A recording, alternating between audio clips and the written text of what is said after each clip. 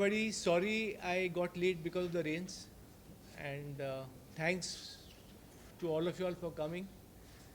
Uh, this mic is here. This is our mic. Hello, good evening, everybody. Thanks. आवाज नहीं आ रहा है? From the mic. हाँ, mic से आएगा. Let the mic be on. Let the mic be on. Good evening, everybody. Thank you for coming. It's been raining, but so kind of you that you all could come. And I'm sorry I've got late because of the rains.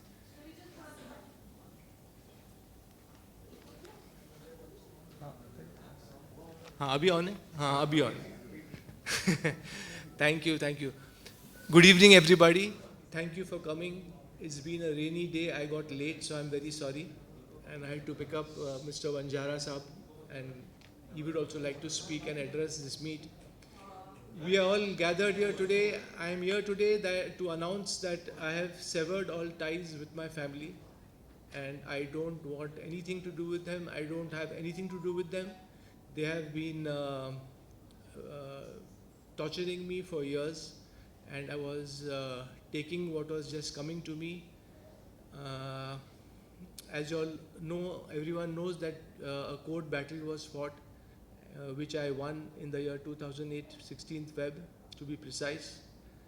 And well, life has been a hell since 2005, because that was the time when Amir, my brother, forcefully caught me and kept me under house arrest and gave me forced medications. So all that I have been through.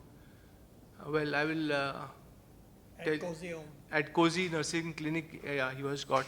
I was caught and put over there for 19 days. Anyway, the details Vanjara Saab will share with you. This is Mr. Vanjara Saab. He's my lawyer and my father's friend and advocate. So Mr. Vanjara Saab will. I was looking after that case right from 2008, and being a father friend, he requested me to appear in that case and fight for the custody, because Amir was asking his custody, and we were fighting that case for practically about 12 years. 12 years, 5 months. 5 months. 5 months. 5 months. 5 months. हाँ, ये mic. And then finally the custody was given to,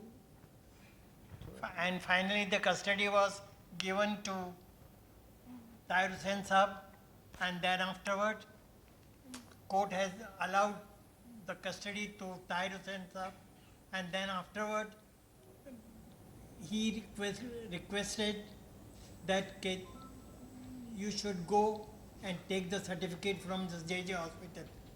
And even JJ hospital also, Mr. Faisal Khan was for 21 days.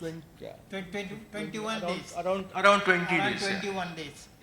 And thereafter, from JJ hospital also, the clean sheet has been given, and that he is not suffering from schizophrenia.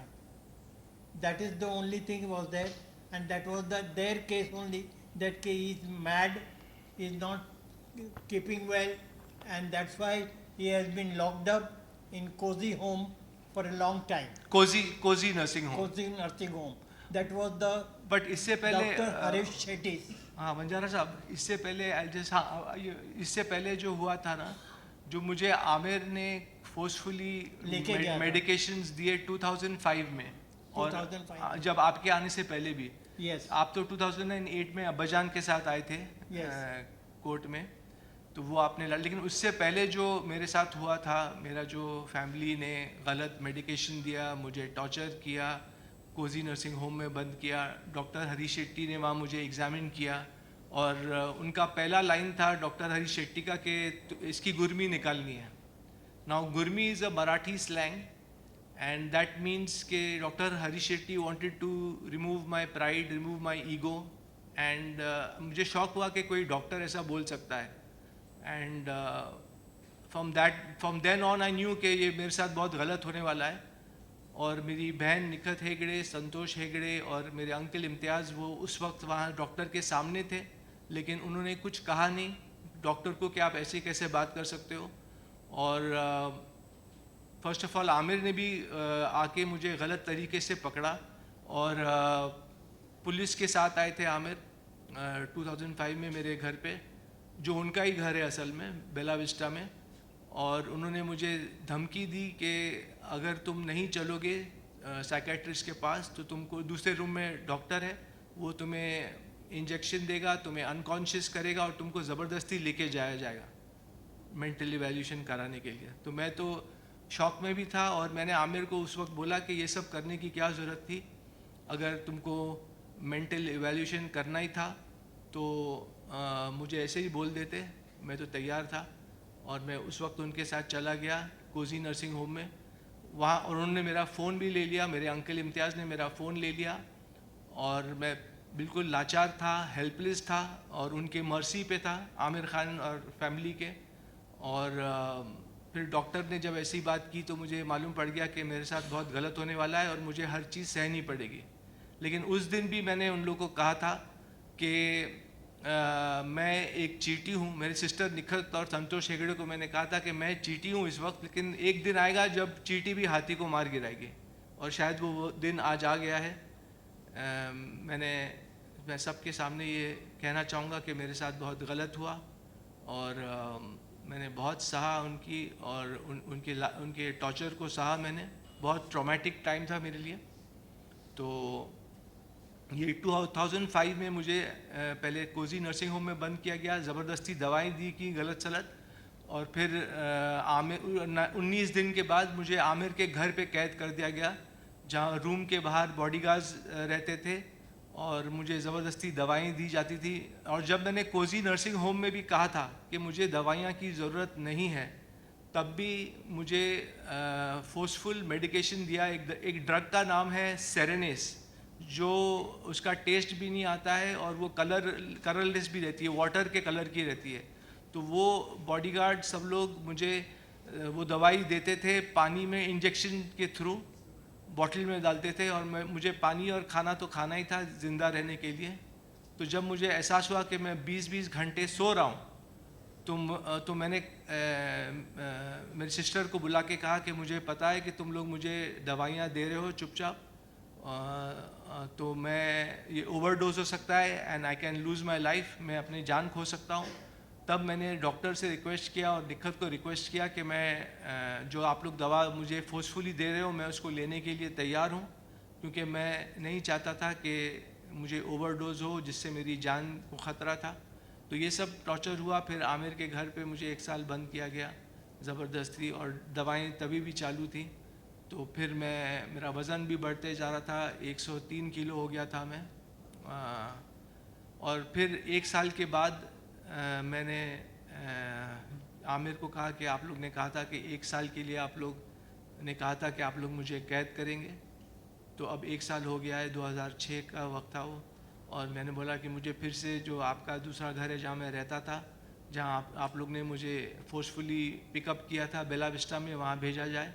तो आमिर ने मुझे allow किया कि मैं वहाँ जा सकता हूँ। उन्होंने कहा, क्योंकि 1 साल में मैंने कुछ ऐसे ही उनको मौका ही नहीं दिया था कुछ मेरे अगेंस्ट कहने का, करने का। तो 1 साल के बाद मुझे घर जाने दिया वापस। और फिर 2007 में फिर सब ठीक चल रहा था। मैं कुछ गोट फार्म स्टार्ट करने की कोशिश कर रहा था, और उसके यहाँ अहमदनगर में एक मैंने ज़मीन भी देखी थी और वहाँ गोट फार्म स्टार्ट करने की मैं कोशिश कर रहा था, और कुछ लोगों को मिल रहा था उसके लिए। तो वो सब काम चल रहा था। सडनली आमिर ने मुझे 2007 में बुला के दोपहर को, डॉक्टर हरी शेट्टी और आमिर ने कहा कि तुमको कल जाना है, अपनी सिग्नेटरी राइट्स देना है। अब सिग्नेटरी राइट्स वो होता है कि आपका पूरा हक एक इंसान का छीन लिया जाता है और आपको कोई पावर नहीं रहता है साइन करने का, और आपका अस्तित्व बिल्कुल शून्य हो जाता है, ज़ीरो। मतलब आप एक आदमी हैं, आप जी रहे हैं, लेकिन आप कुछ काम काज नहीं कर सकते, कोई चेक साइन नहीं कर सकते, कोई अग्रीमेंट साइन नहीं कर सकते। तो मुझे जब ये पता चला, मैं उनको तो हाँ हाँ बोल रहा था कि मैं जाऊंगा और डॉक्टर और जज के सामने बोलूँगा कि I am incapable of taking my decisions. Aamir ने कहा था ऐसे बोलना है तुमको जाके जज के सामने कि मैं अपने फ़ैसले खुद ले नहीं सकता और मुझे एक गार्डियन की ज़रूरत है। तो उस वक्त तो मैं हाँ हाँ बोल रहा था उनको कि हरीश शेट्टी को और आमिर को कि हाँ मैं जाऊंगा और सब करूंगा, लेकिन मेरे दिमाग में चल रहा था कि मैं अपने आप को अब कैसे बचाऊं और इस चक्रव्यूह से कैसे निकल पाऊं।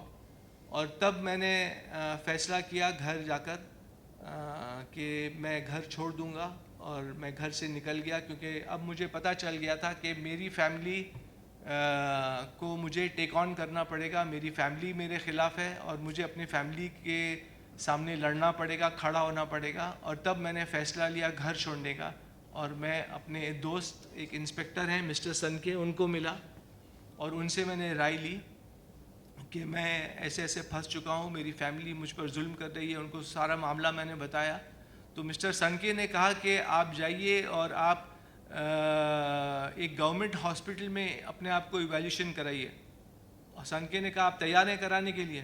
तो मैंने कहा हाँ बिल्कुल, अगर मैं बिल्कुल कराऊंगा इवैल्यूएशन मेंटल, क्योंकि अगर मैं सच में पागल हूँ तो मुझे फैमिली के पास जाना चाहिए और फिर मैं जाऊँगा।